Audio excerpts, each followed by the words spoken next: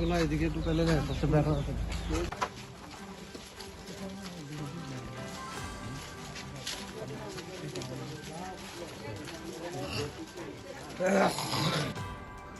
জিরানিয়া মহকুমার অন্তর্গত রানীবাজার কৈতুর বাজার ঠান্ডা কালীবাড়ির কালী প্রতিমা ভাঙ্গাকে কেন্দ্র করে দুর্গানগর এলাকায় যে দুষ্কৃতী আক্রমণের ঘটনা ঘটেছিল সেই ঘটনাস্থল পরিদর্শন করেন প্রাক্তন মুখ্যমন্ত্রী মানিক সরকার। বৃহস্পতিবার প্রাক্তন মুখ্যমন্ত্রী মানিক সরকার ছাড়াও প্রাক্তন মন্ত্রী পবিত্র কর, ত্রিপুরা স্বশাসিত জেলা পরিষদের প্রাক্তন মুখ্য কার্যনির্বাহী সদস্য রাধাচরণ দেববর্মা সহ অন্যান্য বাম নেতৃত্বরা পরিদর্শনে যান। প্রাক্তন মুখ্যমন্ত্রী মানিক সরকার ঘটনার পরিপ্রেক্ষিতে রাজনৈতিক চিন্তা ভাবনাকে মাথায় রেখে ধর্মের ভিত্তিতে একটি বিভাজন তৈরি করার অভিযোগ করেন তিনি।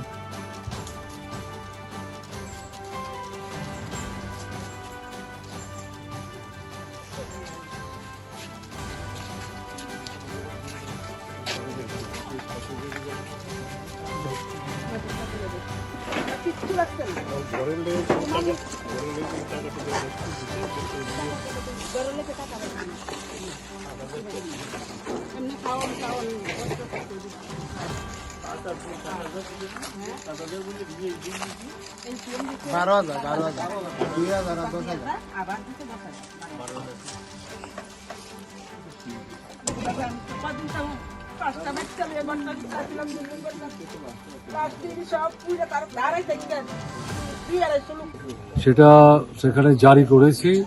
এই সময় আপনারা গেলে অসুবিধা হবে, আপনাদের যেতে দিলে অন্যদেরও যেতে দিতে হবে এবং এটা এলাকার পরিস্থিতিটাকে আরো জটিল করে তুলবে। আমাদের একটু সহযোগিতা করবে।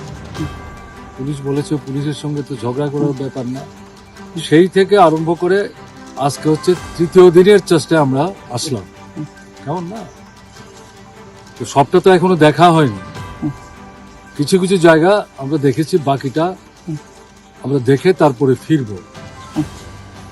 যাই আমরা দেখেছি, বাড়ির যারা মালিক, মহিলা পুরুষ নির্বিশেষে, তাদের কথা থেকে যেটা বোঝা যাচ্ছে এই আক্রমণ যা সংঘটিত হয়েছে এটা স্বতঃস্ফূর্ত না, পূর্ব পরিকল্পিত, এবং যারা এই দলবদ্ধভাবে এগিয়ে আসছিলেন তাদের হাতে দা, অন্যান্য অস্ত্রাদি এগুলো যেমন ছিল, আর স্লোগান দিচ্ছিল আপনার এই রামের নামে, জয় শ্রীরাম।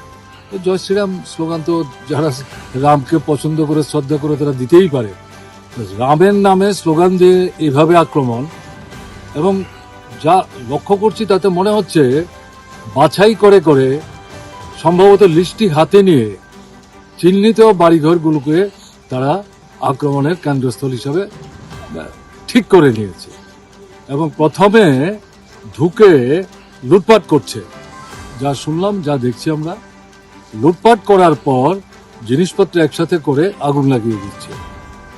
এই 6 মাস 7 মাসের শিশু, সেও তাদের আক্রমণ থেকে রেহাই পেয়ে আমরা দেখেছি। এখন তার কপালে এখনো দাগ আছে। এদেরকে নিয়ে সন্তান সম্ভবা মা তারা কোনো মতে জীবন রক্ষা করেছেন জঙ্গলে গিয়ে আত্মরক্ষা করে। এবং কোনো কোনো জায়গায় পুলিশ কিছু ছিলেন না, তারা ছিলেন, তাদের প্রায় হাতে পায়ে ধরে তারা অনুরোধ করেছেন আমাদের বাঁচান। পুলিশ বলেছে আপনারা একটু শান্ত হন, বাড়িটা ছেড়ে একটু দূরে যান, ওখানে আমরা আপনাদের দেখভাল করব। কিন্তু আক্রমণ প্রতিহত করার জন্য পুলিশ কোনো কার্যকরী ভূমিকা নিতে পারেনি। হতে পারে তাদের সংখ্যা কম, তারা ওভার পাওয়ার্ড হয়ে গেছে। এই হচ্ছে ঘটনা।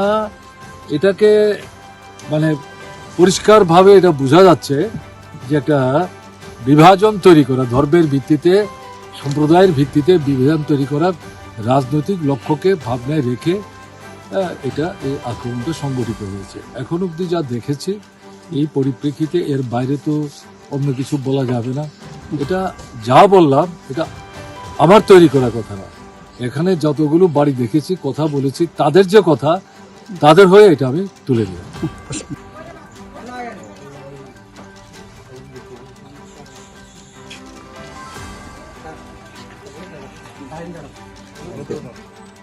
ব্যুরো রিপোর্ট, প্রগতি নিউজ।